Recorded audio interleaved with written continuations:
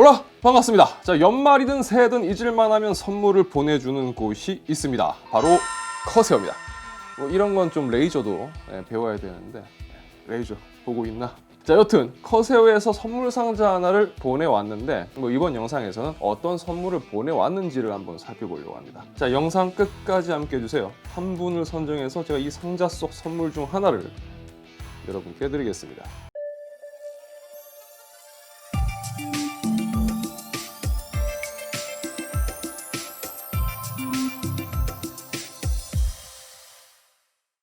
자, 선물 상자를 보내왔는데 내용물이 뭔지 궁금하시죠? 저도 궁금합니다. 자, 상자 겉면에 프로게이밍 킷이라고 적혀 있습니다. 일단 저는 프로가 아니지만 그쵸? 여러분도 저와 똑같을 거예요. 우린 마음은 항상 프로라는 거. 일단 뭐 꽉 차 있어요. 그쵸? 자, 먼저 마우스패드부터 살펴보겠습니다. 일단 딱 봐도 색상은 제 스타일은 아니긴 한데 이건 문양이 살짝 이건 벤츠 아니야?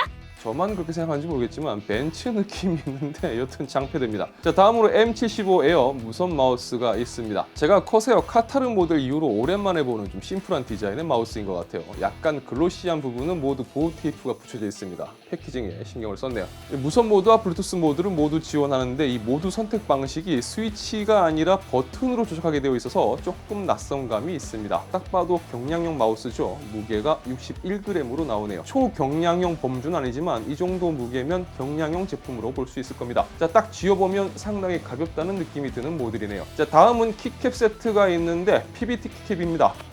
3개로 패키징이 나뉘어 있는데 풀 사이즈용입니다. 색상이 참 평범하지가 않은데 기본 실버 톤에 하단으로 가면서 블루 톤으로 그라디에이션으로 이제 컬러가 적용된 좀 호불호가 있을 것 같네요. 뭐 여튼 뭐 선물로 준다는데 뭐 마다할 이유는 없겠죠. 자, 그리고 키보드가 있는데 K70 맥스 모델입니다. 커세어가 이 선물을 보내준 이유를 이제 좀 알 것 같은데 마우스도 그렇고 키보드도 그렇고 이 K70 맥스는 제가 리뷰를 안 했었거든요. 뭐 선물 핑계 삼아서 리뷰를 해달라는 것 같긴 한데 뭐 선물 언빵만 하면 좀 재미없으니까 이왕 선물 받은 거 K70 맥스 키보드에 대해서 한번 간단하게 살펴보겠습니다. 간단하게 될지 모르겠지만 어쨌든 한번 살펴봅시다. 자, 일단 패키징부터 살펴보면 키보드 본체는 횟집 종이로 아주 잘 쌓여져 있습니다. 자, 그리고 ESC 키캡과 스페이스바 키캡이 추가로 제공이 됩니다. 요거는 이제 ABS 키캡이에요. 조금 아쉽긴 하지만 어쨌든 그리고 키캡 리무버도 함께 제공이 됩니다. 자, ESC 키캡은 커세어 범선 로고가 새겨져 있고 스페이스바도 뭔가 RGB가 잘 드러날 것 같은 문양으로 처리가 되어 있습니다. 뭐 감성에 따라서 사용을 하면 될 것 같습니다. 자, 직물 마감 처리된 C2A 타입의 케이블이 있습니다. 케이블 마감은 굉장히 튼튼한데 이게 너무 튼튼한 거 아닌가 싶긴 합니다. 굉장히 뻑뻑합니다. 그리고 손목 받침대가 있습니다. 손목 받침대도 횟집 종이로 잘 쌓여져 있습니다. 제가 최근에 봤던 키보드 손목 받침대 중에서 가장 고급스러운 녀석이 아닐까 싶습니다. 커세어 특유의 패턴 문양으로 마감이 되어 있고 메모리 폼이 적용되어 있다고 하는데 뭐 두께감이 꽤 있습니다. 이 플러시 인조 가죽인데 여타 다른 인조 가죽 재질의 손목 받침대보다는 내구도가 조금 더 좋을 것으로 예상이 됩니다. 손목 받침대 컬만큼은 상당히 잘 나온 것 같네요. 자, 이제 본체를 살펴보겠습니다. 우선 가벼울수록 좋은 게 마우스라면 반대로 무거울수록 좋은 건 키보드일 겁니다.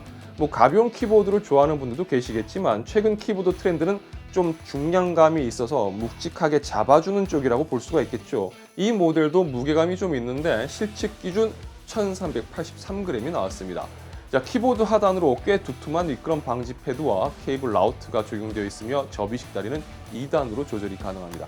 그러니까 총 3단계로 높이 조절을 할 수가 있는 거죠. 자, 퀄리티가 상당히 좋다고 말씀드린 손목 받침대는 마그네틱 부착 방식으로 깔끔하게 부착이 됩니다. 그리고 키보드 본체는 하단면이 플라스틱으로 마감이 되어 있고 제품 상단은 이 브러시드 알루미늄이 적용이 되어 있습니다.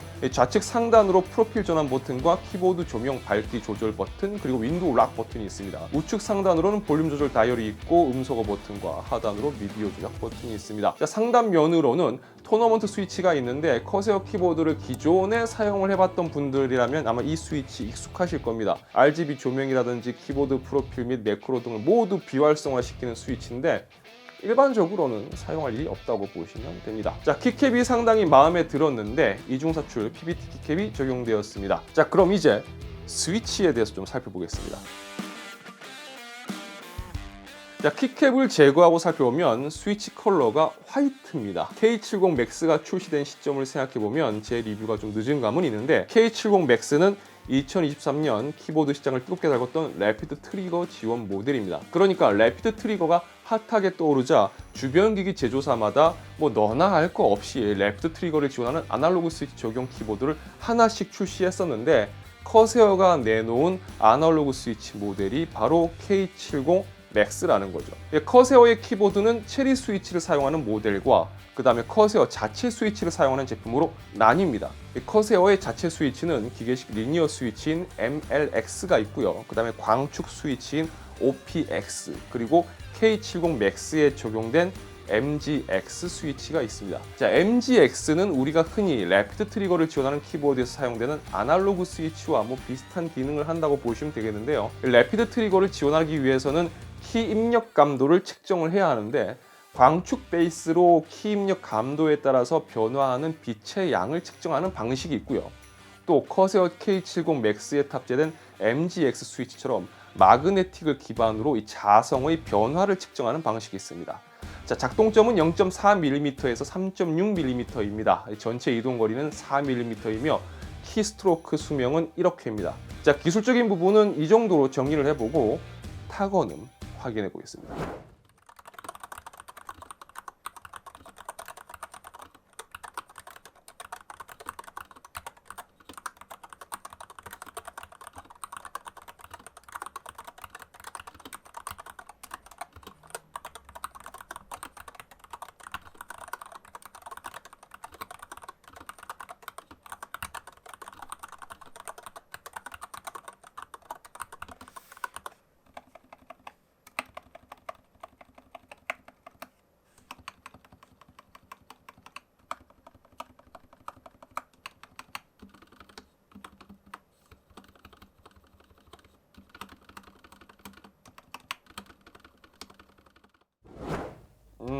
타건을 해보니까요 상당히 재밌어요. 아무래도 리뷰를 진행하는 제 입장에서의 솔직한 느낌을 말씀드려야 되겠죠. 이 래피드 트리거를 지원하는 스위치들은 보통 우리가 흔히 좋아하는 기계식 리니어 스위치와는 조금 다른 키감을 갖는 경우가 많습니다. 뭐 대표적으로 제가 예전에 리뷰했었던 타사 제품이긴 하지만 레이저 헌츠맨 V3가 그랬는데, 제가 레이저 헌츠맨 V3 리뷰할 때 키감에서 분명 호불호가 있을 것 같다, 좀 적응하기 어렵다라고 말씀드렸었는데요. 커세어 K70 맥스는 키감이 굉장히 편안합니다. 그러니까 기계식 리니어를 좋아하는 분들한테는 좀 친숙한 느낌이에요. 그리고 타건음도 뭐 아주 조용하진 않지만 이 정도면은 괜찮습니다. 만약 키감만으로 뭐 레이저와 커세어를 두고 본다면 저는 레이저한테는 좀 미안하지만 커세어 K70 맥스가 더 좋았습니다. 전반적으로 키보드의 흡음 품질 자체는 괜찮게 나왔습니다. 커세어도 최근 출시되는 키보드의 경우 전반적인 빌드 퀄리티에 신경 쓰는 모습인데 K70 맥스의 경우도 이중 흡음 레이어를 적용시켰습니다. 사용을 해보면 차이점은 확실히 느껴집니다. 자, 그리고 스위치 스왑을 지원합니다. 따라서 이렇게 분리시킬 수가 있는데 문제는 스왑을 지원을 하긴 하지만 사실상 의미가 없다라는 거죠. 기판 쪽에 연결되는 접점부도 따로 없기 때문에 일반적인 스위치는 여기서 사용을 할 수가 없습니다. 그러니까 그냥 뭐 고장 났을 때 스위치 교체 목적으로 봐야 되겠죠. 자, 그럼 이제 사용을 하면서 확인한 이 제품의 특징 살펴보겠습니다.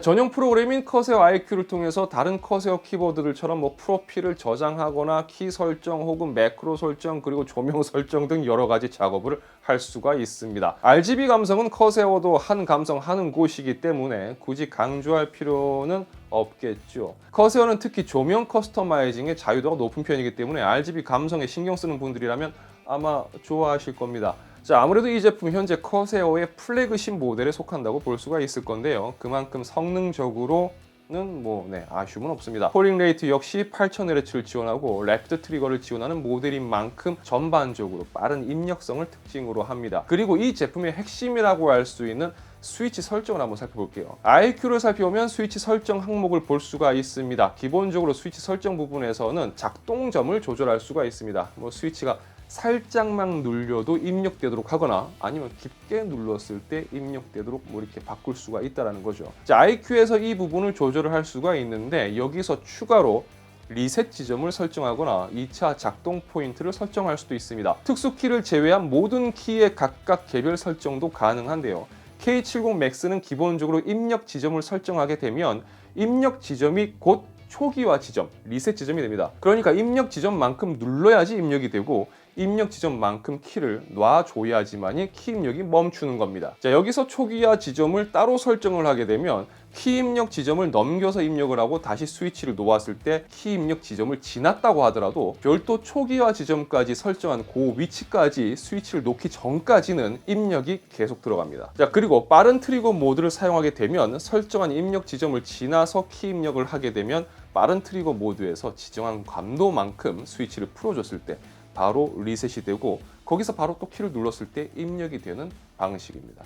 발로란트 같은 게임에서 래피드 트리거 기능이 관심을 끄는 이유는 아무래도 이 브레이킹 때문일 겁니다. 발로란트에 관심 없는 분들도 계실 수 있으니까 쉽게 말해서 키보드 스위치의 입력이 끊어질 때는 빨리 끊어져야 된다는 겁니다. 따라서 K70 Max와 같이 입력 지점을 취향에 따라서 설정하고 또 빠른 트리거 모드를 사용할 경우 설정 값에 따라 스위치 입력을 리셋을 해주기 때문에 이런 부분에서 도움을 받을 수가 있다는 겁니다.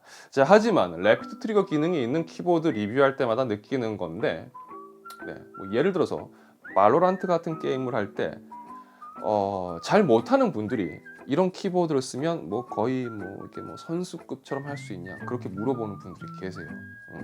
자, 꿈은 크게 가지라고는 했지만 만약 그런 꿈을 가지고 계신다면 죄송하지만 접으세요. 그냥 조금 더 좋아진다. 사용자의 피지컬에 따라서 이 조금이라는 게 어느 정도인지 다르겠지만 그냥 조금 더 좋아진다. 이런 거예요. 그냥 뭔가 예전보다 좀 더 잘 되는 느낌. 대충 이 정도. 그 다음 부분은 노력이겠죠. 자, 커세어의 풀사이즈 래피드 트리거를 지원하는 마그네틱 방식의 스위치를 탑재한 K70 Max를 살펴봤습니다. 자, 개인적으로 타건감도 나쁘지 않았고요. 마그네틱 스위치를 통한 입력 지점 조절이라든지 래피드 트리거 기능도 괜찮았습니다. 자, 여기에 8000Hz 폴링 레이트도 지원하는 등 기능적으로는 사용하는 분들의 심리적인 안정감을 위해서든 성능적으로 편안해지는 녀석이에요. 자, 디자인도 그렇고 상당히 자세 제대로 나오는 제품인데 가격은 예상하시겠지만 좀 아름답습니다. 29만 9천 원에 판매 중인데 가격에 대해서는 제가 길게 이야기하지 않겠습니다. 자, 어쨌든 커세어가 이렇게 선물을 보내줬습니다. 그리고 저는 이번 영상에서 살펴본 K70 Max 키보드를 이 영상 지금 시청하고 계신 여러분 중 한 분에게 선물로 드리려고 합니다. 댓글을 남기신 분들 중 한 분 추첨해서 선물을 드릴 거니까요. 어떤 이야기든 편하게 댓글로 남겨주시기 바랍니다. 자, 그럼 저는 또 다른 영상으로 다시 뵙겠습니다. 시청해주셔서 진심으로 감사합니다. 지금까지 아토였습니다. 행복 나누세요. 고맙습니다. 자, 제 채널에 영상 업로드 주기가 있죠. 근데 조금 많이 늘어져도 보통 한 3일, 4일을 넘기지 않는 게 원래 추세였는데 이번에 무려 한 9일, 거의 열흘 정도 영상이 올라가질 않았습니다.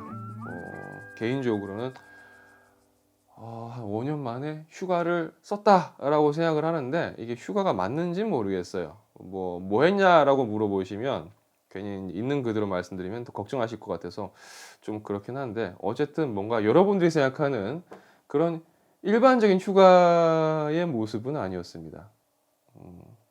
어쨌든 더 영상이 이제 언제 올라오나 기다리실 필요는 없고요. 이제 자주 인사드리도록 하겠습니다. 감사합니다.